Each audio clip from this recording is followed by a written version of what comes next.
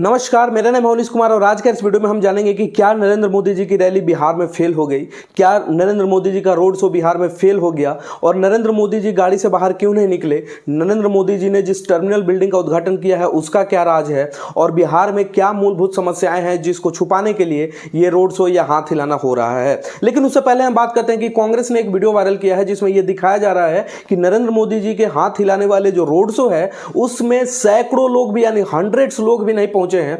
और वहीं जब गुजरात में वो गए थे इस रोड शो में तो वहां पे लाखों की संख्या में भीड़ थी। यहां तक कि वहां के कलेक्टर ने जबरदस्ती सोफिया कुरैशी के मां बाप को भी बुलाया था कि नरेंद्र मोदी जी जब हाथ हिलाते हुए यहां से निकले तो आप उन पे फूल फेंकिएगा। इस कदर इस नीच मानसिकता और इस तुच्छ राजनीति के लिए मेरा सलाम है भाजपा को, और इस ऑपरेशन सिंदूर को जिस तरीके से राजनीतिकरण किया जा रहा है उसके लिए भी भाजपा को मेरा सलाम है।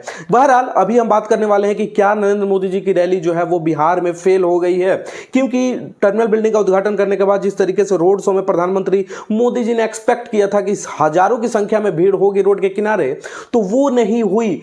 नरेंद्र मोदी जी जिस तरीके से अपने आप को सेलिब्रिटी घोषित कर चुके हैं, ऐसा लगता है कि जब भी वहां जाए तो वहां पे हजारों लाखों की संख्या में भीड़ हो जाए, वो एक सेलिब्रिटी अपने आप को मान चुके हैं। लेकिन उनको इस बात का अंदाजा नहीं है कि बिहार एक ऐसी जगह है जहां पे बच्चा बच्चा राजनीति जानता है। वो जानता है कि सिर्फ आप 5 साल के लिए बने हुए हैं और पंचवर्षीय योजना का सिर्फ आप एक हिस्सा है। जिस दिन जनता चाहेगी उस दिन आपको उखाड़ फेंकेगी, और इस तरीके से अपने आप को सेलिब्रिटी बनाना शायद बिहार की जनता को समझ नहीं आया, इस वजह से वहां पे भीड़ नहीं हुई। अब प्रधानमंत्री मोदी जी गाड़ी से बाहर अमूमन निकल करके हाथ हिलाते हैं रोड शो में, लेकिन यहां पे वो गाड़ी से भी नहीं निकले। इसका क्या कारण है? पहला भीड़ कारण हो सकता है, या उनको इस यहां का प्रशासन शासन पे विश्वास न हो कि यहां पे आए दिन लूट मार खसोट और हत्याएं जो दिन दहाड़े हो रही हैं, शायद इस वजह से प्रधानमंत्री मोदी जी गाड़ी के बाहर नहीं निकले हों। और दूसरा कारण यह भी हो सकता है कि भीड़ नहीं हो, और भीड़ नहीं है तो वीडियो अच्छी नहीं आएगी, फोटो अच्छी नहीं आएगी, अलग अलग तरीके से अलग अलग एंगल से जब लिया जाएगा तो भीड़ कहीं ना कहीं दिख जाएगी, और इस वजह से शायद प्रधानमंत्री मोदी जी गाड़ी के बाहर नहीं निकले हों।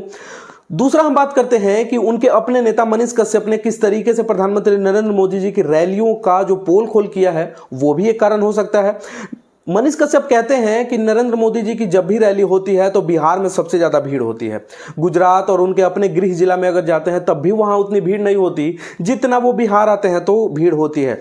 मनीष कश्यप उनके अपने नेता ये बताते हैं कि लोग 200-500 में बसों में भर करके उन रैलियों में जाते हैं और भीड़ को दिखाया जाता है। उनके स्थानीय नेता, वहां के स्थानीय कलेक्टर, प्रशासन सब कुछ इसमें संलिप्त रहता है, और प्रधानमंत्री मोदी जी की रैली को भव्य दिखाने के लिए करोड़ों हजारों करोड़ों रुपए खर्च किए जाते हैं। बिहार के रोहतास जिला में विक्रमगंज एक ऐसा जगह है जहां पे 30 तारीख को देश के प्रधानमंत्री नरेंद्र मोदी जी आ रहे हैं।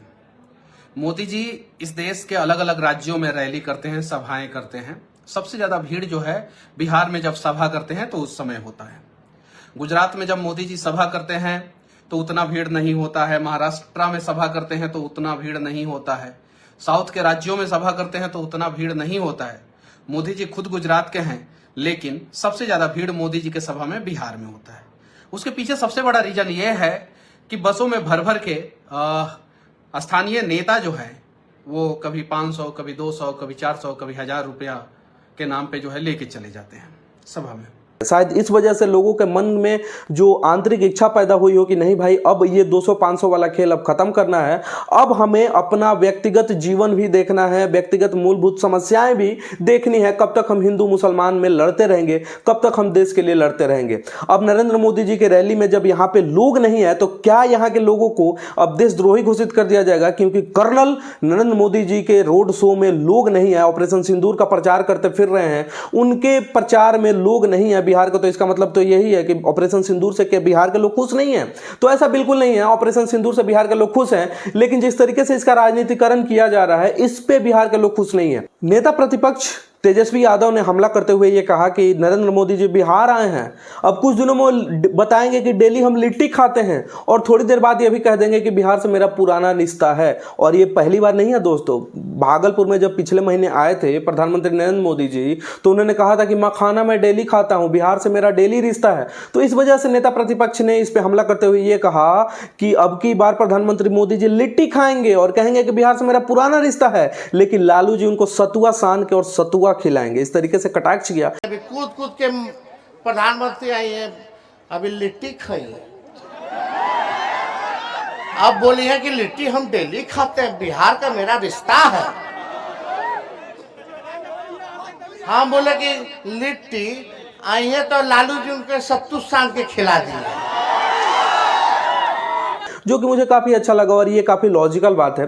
जन सुराज के प्रशांत किशोर ये कह रहे हैं कि 2015 में नरेंद्र मोदी जी ने चिल्ला चिल्ला के आरा के धरती से कहा था कि 60 करोड़ दूं, 60 दूं कि 70 दूं, 70 दूं कि 80 दूं, 80 दूं कि 90 दूं। 1,25,000 करोड़ का जो विशेष पैकेज दिया था, क्या वो पैकेज बिहार आया? और आया तो उसका क्या काम हुआ, इसका ब्यौरा प्रधानमंत्री नरेंद्र मोदी जी और एनडीए गठबंधन की सरकार को यहां पे देनी चाहिए। लेकिन वैसी कुछ अभी बातें नहीं चल रही हैं, तो प्रशांत किशोर ने भी घेरा है और नेता प्रतिपक्ष तेजस्वी यादव ने भी घेरा है। इतने भव्य रैली रोड शो को देखने के बाद मेरा एक क्वेश्चन छोटा सा यहाँ पे बनता है बीच में, आगे मैं वीडियो में काफी सारे और बातें करने वाला हूं, लेकिन यहाँ पे मेरा एक क्वेश्चन बनता है कि नरेंद्र मोदी जी अपनी पापा की परी यानी रूबिका इलाकत को बताते हैं कि मैं 18 घंटे काम करता हूं, मैं बायोलॉजिकली नहीं बना हूं, मेरे रगों में सिंदूर बह रहा है। तो ऐसे प्रधानमंत्री मोदी जी अगर 18 घंटे काम करते हैं तो क्या ये रोड शो, ये पार्टी के लिए काम करना, ये वोट मांगना, ये पार्टी के कार्यकर्ताओं के साथ बैठक करना, क्या ये भी उस 18 घंटे में गिना जाएगा, या वो 18 घंटे से अलग है? सोने के समय जो 5-6 घंटा उनका बचता है उसमें ये काम कर रहे हैं। इस बात का जवाब भी एनडीए गठबंधन और नरेंद्र मोदी जी को किसी पापा की परी के इंटरव्यू में आगे देना चाहिए। पटना में जो टर्मिनल बिल्डिंग का उद्घाटन प्रधानमंत्री मोदी जी ने किया, उसका भी थोड़ा सा खुलासा कर लिया जाए। पटना एयरपोर्ट का भी थोड़ा सा खुलासा कर लिया जाए कि आखिर क्या बेसिक मूलभूत समस्याएं पटना एयरपोर्ट पे हैं, जिसको नजरअंदाज करने के लिए ये बड़ी बड़ी बिल्डिंग्स आपको दिखाई जा रही हैं। कुछ बहुत बड़ा बिल्डिंग भी नहीं बना है, और इसका थोड़ा सा आप सच्चाई जान लीजिए कि 2018 में इसका निर्माण कार्य शुरू हुआ और एक छोटी सी बिल्डिंग बनाने में 1200 करोड़ लागत की एक बिल्डिंग बनाने में इनको 7 साल लग गए। आप सोचिए जरा, बिहार में जो रफ्तार है विकास की वो कितनी तेज है। एक तरफ स्टैचू ऑफ यूनिटी, दुनिया की सबसे बड़ी मूर्ति बनाने में भी इतना समय नहीं लगता जितना पटना का एक टर्मिनल बिल्डिंग बनाने में बिहार सरकार को लग गया। और वो बिल्डिंग 2022 में ही उद्घाटन के लिए तैयार हो गई थी, लेकिन 2025 में उसका उद्घाटन करने के पीछे राज क्या है? क्या ऐसा दिखाया जा रहा है कि प्रधानमंत्री मोदी जी इलेक्शन के समय में ही अलग अलग तरीकों का उद्घाटन करेंगे, अलग अलग चीजों का शिलान्यास करेंगे, इलेक्शन के बाद और बीते 3 साल 4 साल तक ऐसी चीजों को रोक कर रखा जाता है कि 5वें साल में ही किसी प्रधानमंत्री को बुला करके, किसी बड़े नेता के एनडीए को बुला करके ऐसे उद्घाटन कराए जाएंगे। टर्मिनल बिल्डिंग बना करके ये बताया जा रहा है कि साल में 30 लाख लोग पटना एयरपोर्ट से आते जाते हैं, उसको बढ़ा करके 3 करोड़ किया जाएगा। अब जरा सोचिए कि एक डोमेस्टिक एयरपोर्ट जहां पे केवल डोमेस्टिक फ्लाइट्स ही आती हैं, वहां पे आवागमन 3 करोड़ कैसे किया जा सकता है? क्या अगर किसी को पटना एयरपोर्ट से होकर के दिल्ली नहीं जाना है तो उसको जबरदस्ती खींचा जाएगा, या वहां से फ्लाइट्स टेकऑफ दुबई, सिंगापुर के लिए भी फ्लाइट टेकऑफ करना शुरू कर देगी? तो जरा इसका खंगालते हैं। तो सबसे पहले हम बात करते हैं कि पटना एयरपोर्ट पे जो उसका रनवे है वो मात्र 2072 मीटर है, जो कि किसी इंटरनेशनल फ्लाइट को उतरने और टेक ऑफ के लिए काफ़ी ज़्यादा रिस्की होता है। इस वजह से इसको इंटरनेशनल एयरपोर्ट जिंदगी में कभी नहीं बनाया जा सकता। एक तरफ संजय गांधी जैविक उद्यान है तो दूसरी तरफ फुलवारी सिर्फ स्टेशन है, और इसी बीच में पटना एयरपोर्ट बसा हुआ है। दोनों तरफ ही एक्सपेंशन का कोई ऑप्शन है ही नहीं, एक्सपेंशन हो ही नहीं सकता। पटना एयरपोर्ट जितना दूर में है उतना ही दूर में रहेगा। बिल्डिंग तोड़ के बना लीजिए, जो कुछ भी कर लीजिए, नंबर ऑफ फ्लाइट्स जो उतरती हैं, जो टेक ऑफ करती हैं, वो आप कभी नहीं बढ़ा सकते जब तक कि आपके पास अलग अलग टर्मिनल्स ना हो, अलग अलग आपके पास रनवे ना हो, और बड़ी रनवे जब तक ना बन जाए। तो ये जगह को एक्सपेंड करने के लिए आपको और ज्यादा अधिग्रहण करना पड़ेगा। लेकिन आप अधिग्रहण करिएगा तो करिएगा कहां से? क्या रेलवे की जमीन ले लीजिएगा, या चिड़ियाघर की जमीन को अधिग्रहण करके एक बड़ा एयरपोर्ट बनाने का सपना आप दिखा दीजिएगा? बड़ा टर्मिनल बना देने से आप ये कह रहे हैं कि 3 करोड़ लोग आने लगेंगे, तो जरा ये मैथमेटिक्स मेरे को समझ नहीं आ रही है कि नंबर ऑफ फ्लाइट्स उतने ही रह जाएंगे, तो फिर नंबर ऑफ पैसेंजर्स कैसे बढ़ जाएंगे? नंबर ऑफ फ्लाइट्स को बढ़ाने के लिए आपको इसको इंटरनेशनल एयरपोर्ट घोषित करना होगा, और इसके लिए आपको इसको एक्सपेंड करना होगा, जो कि पॉसिबल ही नहीं है। तो ब्लॉकेज लग चुका है, तो फिर ये नया नया टर्मिनल बिल्डिंग बना करके 1200 करोड़ खर्च करके फायदा है क्या? इससे अच्छा तो बिहटा में जो एयरपोर्ट बनाने का दावा किया गया था उस पर ही कुछ काम करना शुरू कर दिया जाता, तो वो ज्यादा फायदेमंद होता। हो सकता है कि वहां पे इंटरनेशनल एयरपोर्ट बन जाता और वहां पे 3 करोड़ छोड़िए 5 करोड़ लोग आने जाने लगते। तो इस तरीके से जो वादा किया गया है कि 3 करोड़ लोग आने जाने लगेंगे, ये पूरी तरीके से फेक प्रोपेगेंडा है, ये जुमला है। दूसरा सबसे बड़ा समस्या लेते हैं कि पटना एयरपोर्ट जो है रिहायशी इलाकों के बीच में है, बड़ी बड़ी बिल्डिंगें आसपास हैं, तो इस वजह से यहाँ पे फ्लाइट्स का उतरने और टेक ऑफ करने का जो सबसे ज्यादा खतरा होता है वो इसलिए होता है कि आसपास जो है रिहायशी इलाके हैं। पटना एयरपोर्ट कहीं भी अगल बगल में नहीं है या पटना के मेन डेंस इलाके के बीच में है, जिसके कारण यहाँ पे फ्लाइट्स टेकऑफ और लैंडिंग में काफी ज्यादा समस्या पैदा होती है। तीसरा जो सबसे बड़ा समस्या है वो है चिड़ियों का टकराना। अब चिड़िया क्यों टकराती है, तो यहाँ पे संजय गांधी उद्यान है और ये चिड़ियाघर है। यहाँ पे ऊंचे ऊंचे पेड़ है और यहाँ पे अलग अलग तरीके के पक्षी ऊंचे ऊंचे पेड़ पे रहते हैं, उनको पाला जाता है, उनको पोसा जाता है। दूसरा, यहाँ पे जो अगल बगल जो कसाई खाने हैं, जो ओपन कसाई खाने हैं, उसके कारण चिड़िया जो है वहां पे अट्रैक्ट होती है। अब इस अट्रैक्शन के कारण भी वहां पे फ्लाइट्स जब भी टेक ऑफ और लैंडिंग करते हैं तो कई बार ऐसा देखा गया है कि चिड़ियों का झुंड एयर फ्लाइट से ही टकरा गया। तो इस वजह से यह भी एक खतरा बना रहता है, जिससे पटना एयरपोर्ट में नया टर्मिनल बिल्डिंग बना देने से ये सभी चीजें मिट नहीं गई, अभी भी एक खतरा बरकरार है। चौथा जो सबसे बड़ा खतरा है कि यहाँ पे जो डेंस पॉपुलेशन है, यहाँ पे जो घनघोर जो जंगल है संजय गांधी उद्यान में, तो यहाँ पे होता क्या है कि ठंडी में इतना ज्यादा कोहरा गिर जाता है कि पता ही नहीं चलता कि चिड़ियाघर कहाँ है, एयरपोर्ट कहाँ है और बाकी सारी चीजें डेंस इलाके हैं वो कहाँ है। तो इस वजह से लैंडिंग और टेक ऑफ में ठंडी में इसमें सबसे ज्यादा दिक्कत होती है। यात्रियों को कई कई घंटे पुराने टर्मिनल बिल्डिंग में भी वेट करना पड़ सकता था। तो अब एक चीज बदल सकता है कि जो वेट पुराने टर्मिनल बिल्डिंग में करते थे वो नए टर्मिनल बिल्डिंग में करेंगे। तो ऐसा कुछ आप नहीं सोच सकते कि ये नया टर्मिनल बिल्डिंग बना देने से कि नंबर ऑफ फ्लाइट्स जो ठंडी में उतरना बंद कर देती थी वो उतरना शुरू कर देंगे, ऐसा कुछ नहीं होने वाला।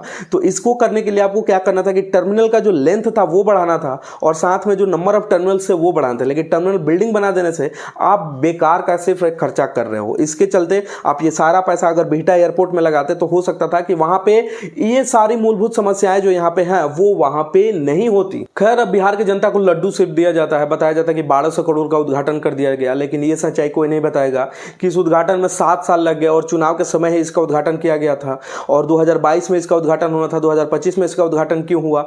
3 करोड़ का जो दावा किया जा रहा है उसका मैथमेटिक्स थोड़ा समझा दीजिए कि क्या नंबर ऑफ फ्लाइट्स यहाँ पे उतरना ज्यादा शुरू कर देगी, क्या जगह ज्यादा बन गया नया टर्मिनल बिल्डिंग बनाने से, क्या टर्मिनल बिल्डिंग पे आप फ्लाइट को उतारेंगे, क्या नया टर्मिनल बिल्डिंग बनाने से पक्षियों का टकराव जो हो रहा था वो रुक जाएगा, क्या नया टर्मिनल बिल्डिंग बनाने से जो डेंस इलाके हैं वो हट जाएंगे, क्या नया टर्मिनल बिल्डिंग बनाने से जो रनवे का लेंथ छोटा है वो बड़ा हो जाएगा।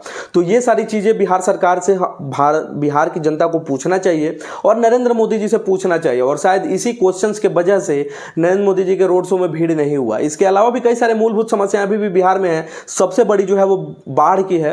अमित शाह आए थे पिछले महीने और उन्होंने कहा था कि ये 5 साल और दे दीजिए, बाढ़ से मुक्त कर देंगे। तो 20 सालों से उन्हीं की सरकार है, शायद उनको किसी ने रोका था कि नहीं 2025 से 30 वाला जो शासन होगा उसी में आप बाढ़ को दूर करिएगा, शायद इनको किसी ने रोका है। इसके अलावा जो सबसे बड़ा चीज है वो है बेरोजगारी। यहाँ पे बेरोजगारी इतनी ज्यादा है, यहाँ पे कोई कल कारखाने नहीं है, यहाँ पे कोई आईटी कंपनी नहीं है। आईटी पार्क बना है बिहटा में, लेकिन सिर्फ वो करकट का एक जगह और बाउंड्री बन के रह गया है। वहां पे कोई बड़ी बड़ी बिल्डिंगें नहीं बनाई गई हैं कि कोई बड़ी ऑफिसेज वहां पे आके लग जाए। तो इस वजह से आईटी पार्क का सपना जो है सपना ही रह गया बिहटा में। इसके अलावा जो सबसे बड़ी चीज है वो है सड़क और साथ में जो पुलिया जो रोज रोज गिर रहे हैं, अलग अलग तरीके से दरारें आ रही हैं, वो भी एक बहुत बड़ा समस्या है। तो भ्रष्टाचार भी यहाँ पे चरम पे है। तो बिहार अभी हर चीज से जूझ रहा है। बिहार चाह रहा है कि इस बार बदलाव करके देखा जाए। ऑप्शंस हैं तो आप देख सकते हैं अपने ऑप्शंस, लेकिन एक बार सरकार बदल के जरूर देखें। मिलते हैं अगले वीडियो में, तब तक के लिए इजाजत दीजिए।